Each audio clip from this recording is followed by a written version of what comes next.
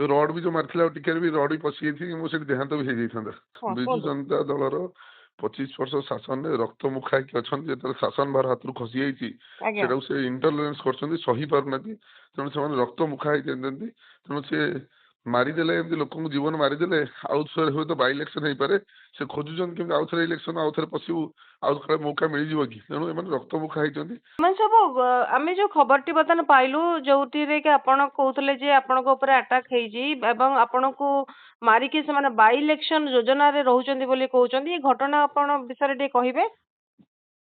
ଦେଖନ୍ତୁ, ମୁଁ ଗଭର୍ଣ୍ଣମେଣ୍ଟର ମିଟିଂ ଥିଲା କାଲି, ମାଇନର ମିଟିଂ ଥିଲା।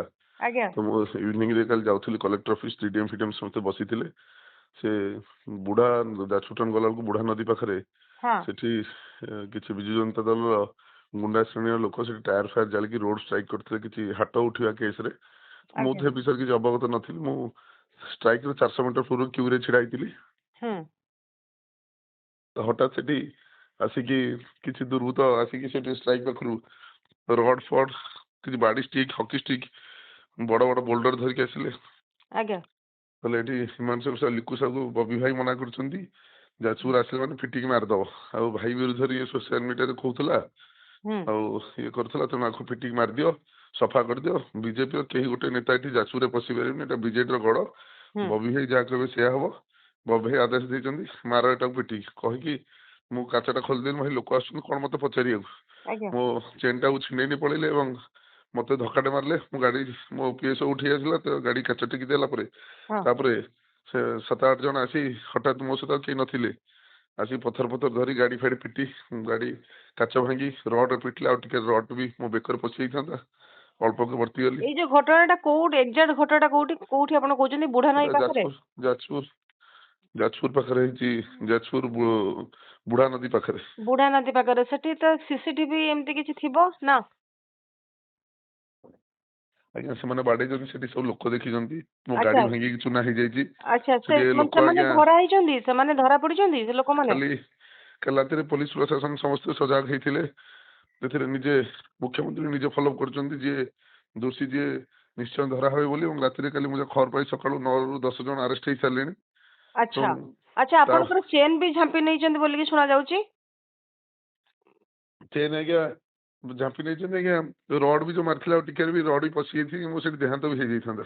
ଆଚ୍ଛା ଏମିତି ଘଟଣାକୁ ଆପଣ ବିଜୁ କାହିଁକି ଜନତା ଦଳର ଆଜ୍ଞା ପ୍ରଥମେ ଯୋଉ ଆମେ ହଁ ବିଜୁ କୁହନ୍ତୁ। ଜନତା ଦଳର 25 ବର୍ଷ ଶାସନରେ ରକ୍ତମୁଖା ହେଇକି ଅଛନ୍ତି, ଯେତେବେଳେ ଶାସନ ଭାର ହାତରୁ ଖସି ଯାଇଛି ଆଜ୍ଞା ସେଟାକୁ ସେ ଇଣ୍ଟରଲେନ୍ସ କରୁଛନ୍ତି, ସହି ପାରୁନାହାନ୍ତି। ତେଣୁ ସେମାନେ ରକ୍ତମୁଖା ହେଇଛନ୍ତି। ତେଣୁ ସେ ମାରିଦେଲେ, ଏମିତି ଲୋକଙ୍କୁ ଜୀବନ ମାରିଦେଲେ ଆଉ ଥରେ ହୁଏତ ବାଇ ଇଲେକ୍ସନ ହେଇପାରେ। ସେ ଖୋଜୁଛନ୍ତି କେମିତି ଆଉ ଥରେ ଇଲେକ୍ସନ ଆଉ ଥରେ ପଶିବୁ, ଆଉ ଥରେ ମୌକା ମିଳିଯିବ କି? ତେଣୁ ଏମାନେ ରକ୍ତମୁଖା ହେଇଛନ୍ତି। ସେତେବେଳେ ଆମେ ଲୋକମାନେ ଆମକୁ ଭୋଟ ଦେଇଛନ୍ତି, ପ୍ରତିନିଧିତ୍ୱ ଦେଇଛନ୍ତି, ଆମେ କେମିତି ଲୋକଙ୍କ କାମ ହବ 24 ଘଣ୍ଟା ଆମେ ଲୋକଙ୍କ କାମ ପାଇଁ ବୁଲୁଛୁ। ସେ ସମୟରେ ଏମାନେ ଏମିତି ଭକ୍ଷକ ଭଳିଆ ବୁଲି ଲୋକ ମାରିବା ପାଇଁ ହଉଛି। ତେଣୁ ତାଙ୍କର କାମ ହେଲା କେବଳ ଗୁଣ୍ଡାଗର୍ଦି କରିବା, ଲୋକଙ୍କୁ ଡରେଇବା, ଭୟଭୀତ କରିବା, ଏଇସବୁ କାମ। କାରଣ ବିଗତ ଦିନ ଆପଣ ଦେଖୁଥିବେ ବବି ଦାସଙ୍କର ସବୁ ଇଏ, ମୁଁ ଜେଲ ଯିବାକୁ ରେଡି ଅଛି, ମତେ 4 ବର୍ଷ ଜେଲ ପଠେଇ ଦିଅ। ତାଙ୍କ ଆଜ୍ଞା ଭାଇ ବି କାଲି ଲଲ ଦାସଙ୍କର ସେମିତି ମୋ ଭାଇକି ପଠଉଛି, ଜେଲରେ ଆରେଷ୍ଟ କରିଦିଅ। ତା ଭାଇ ସିଏ ବି ଯାଇକି ଆମେ ନାଇଁ ଜେଲ ଆପଣ ଯିବା ଯୋଉ ପାଇଁ ଗୋଟେ କହୁଛନ୍ତି ହିମାଂଶୁ ବାବୁ, ଯୋଉ ଲଲ ଯୋଉ କହୁଛନ୍ତି ଭବପ୍ରସାଦ ଦାସ ଯୋଉ ଆପଣଙ୍କ ସହିତ କମ୍ପ୍ରମାଇଜ କରିବା ବୋଲି କଥା ହେଇଥିଲେ, ଏଇଟା କଣ ସତ କଥା? ମତେ ଫୋନ କରିଥିଲେ ଆଜ୍ଞା, ମୁଁ ସ୍କ୍ରିନଶଟ ଦେଇଛି। ମତେ ଫୋନ କଲେ, କହିଲେ ମୁଁ ଇଏ କରୁଛୁ, ତୁ ଯାହା ହେଇଛି ହେଇଛି, ଛାଡିଦିଅ ସେ କଥା, ବ୍ୟାକ୍ କରିଦିଅ, ଇଏ କରିଦିଅ, ସେ କରିଦିଅ। ମୁଁ ଫୋନ କାଟିଦେଲି। ମୁଁ ନିଶ୍ଚୟ, କାରଣ ସେ ତ ମାନିଲେ ସେମାନେ ଜିନିଷ କରିଥିଲେ, ଫୋନ କରିଥିଲେ, ଅନ୍ ରେକର୍ଡ ଅଛି, କଲ୍ ରେକର୍ଡ ଅଛି, ସବୁ ଏସପି ସବୁ ହ୍ୟାଣ୍ଡ ଓଭର ଦେଇଛି। ଆଚ୍ଛା ତାହେଲେ ଏଇ ଯୋଉ ରାଜନୀତି ଭିତରେ ଶତ୍ରୁତା ତ ରହେ, ବିରୋଧୀ ଦଳ ଶାସକ ଦଳକୁ ଆଟାକ କରିବା, ଶାସକ ଦଳ ଆଜ୍ଞା ଯଦି ବିରୋଧୀକୁ ଆଟାକ ତାଙ୍କର କରିବା, କଷ୍ଟ ଏଟା ଅଛି ଗୋଟେ ଯାହା ଅଛି, ସେ ମତେ ସ୍ୱାଭାବିକ। କଳା ପତାକା ଦେଖେଇ ପାରିଥାନ୍ତେ, ଆଜ୍ଞା ଯୋଉ ହିସାବରେ ରାଜନୈତିକ ହିସାବରେ ସାଇ ଫୋପାଡ଼ିଥାନ୍ତେ, ଅଣ୍ଡା ଫୋପାଡ଼ି ଯାହା କରିପାରିଥାନ୍ତେ। ହଁ ଜୀବନ ମାରିଦେବା ଆଜ୍ଞା, ଏଇଟା ତ କେବେ ରାଜନୈତିକରେ ମୁଁ ଓଡିଶାରେ ପ୍ରଥମ ରାଜନୀତିକ ଥର ପାଇଁ ନୁହଁ, ଦେଖୁଛି। ଗଣତନ୍ତ୍ର ଏଇଟାକୁ ତ କେବେ ଆକ୍ସେପ୍ଟ ମୁଁ କରାଯାଇ ପାରିବ ଯାଜପୁରରେ ନାହିଁ। ଆଜ୍ଞା ପ୍ରଥମ ଥର ଦେଖୁଛି ଲୋକ ପ୍ରତିନିଧିକି ମାରାତ୍ମକ ମାରିଦେବା ପାଇଁ କରାହଉଛି। ଏମିତି ଏଇଟା ତ ମୁଁ ପ୍ରଥମ ଥର ପାଇଁ ଦେଖୁଛି। ସାଧାରଣ ଜନତା ଦେଖୁଛନ୍ତି, ନିଶ୍ଚୟ ସାଧାରଣ ଜନତାର ଜବାବ ଦେବେ। ଯେତେ ସେ ଭୟଭୀତ କଲେଣି ଆଜ୍ଞା, ଆମେ ଲୋକଙ୍କ କାମ କରିବାକୁ ପଛଘୁଞ୍ଚା ଦବୁନୁ। ଆମେ ନିଶ୍ଚୟ ଲୋକଙ୍କ କାର୍ଯ୍ୟ ସେମିତି କରି ଚାଲିଥିବୁ। ଆଚ୍ଛା ଆଉ ଗୋଟେ ଜାଗାରେ ଷ୍ଟ୍ରାଇକ ବୋଧେ ହେଇଥିଲା, ବିରଜା ମନ୍ଦିରଙ୍କର ଯୋଉ ପ୍ରକଳ୍ପକୁ ନେଇକି ଆନ୍ଦୋଳନ ଚାଲିଥିଲା, ସେଇ ସମ୍ପର୍କରେ ଆପଣ କଣ କହିବେ?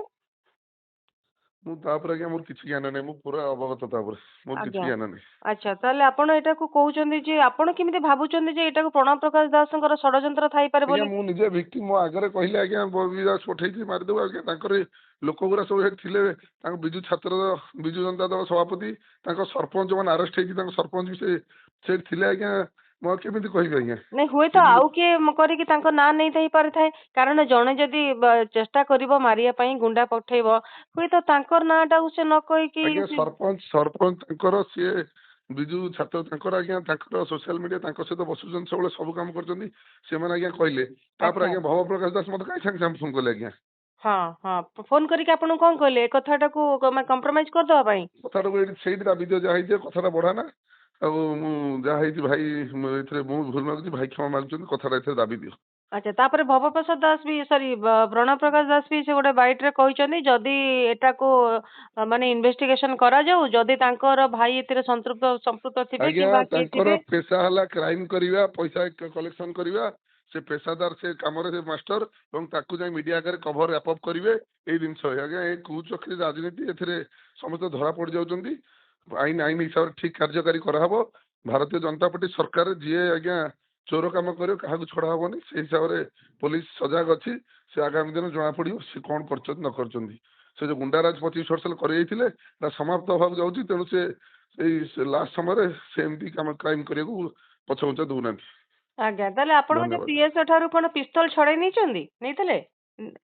ଛଡେଇବାକୁ ଆଜ୍ଞା ଚେଷ୍ଟା କରିଥିଲେ, ପିସ୍ତଲ ଛଡେଇଲା ଭିତରେ ପିସ୍ତଲଟାକୁ ସେ କାଢି ପାରିନଥିଲେ। ଆଚ୍ଛା ଆପଣ ଏଇ ସବୁ ଏତେ ବଡ ଘଟଣା ଘଟିଲା, ଏଇଟା ଗୋଟେ ନିହାତି ଭାବରେ ନିନ୍ଦନୀୟ ଘଟଣା, ଜଣଙ୍କୁ ଜୀବନ ମାରିଦେବା ପାଇଁ ଉଦ୍ୟମ କରାଯିବା, ଏଥିପାଇଁ ଆପଣ କିମ୍ବା ଆପଣଙ୍କ ଦଳ କଣ ମାନେ ପଦକ୍ଷେପ ନେବ ବୋଲି ଆପଣ ଭାବୁଛନ୍ତି? ନିଶ୍ଚୟ ଆଜ୍ଞା, ଦଳର ମୁଖ୍ୟମନ୍ତ୍ରୀ, ଦଳର ଉପମୁଖ୍ୟମନ୍ତ୍ରୀ, ମାନ୍ୟବର କେନ୍ଦ୍ରମନ୍ତ୍ରୀ ସମସ୍ତେ ସଜାଗ ଅଛନ୍ତି।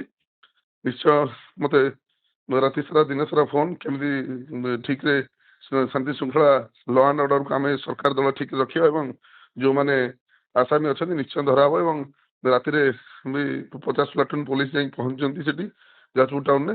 ସେ ଲ ଆଣ୍ଡ ଅର୍ଡର ସିଚୁଏସନକୁ ଜଗିକି ସେ ଆସାମୀ ମାନଙ୍କୁ ଆରେଷ୍ଟ କରାହବ। ଆମ ସରକାର ପୁରା ତତ୍ପର ଅଛି ଏଥିରେ। ଆଜ୍ଞା ଆଜ୍ଞା ଧନ୍ୟବାଦ। ଆଜ୍ଞା ଆଜ୍ଞା।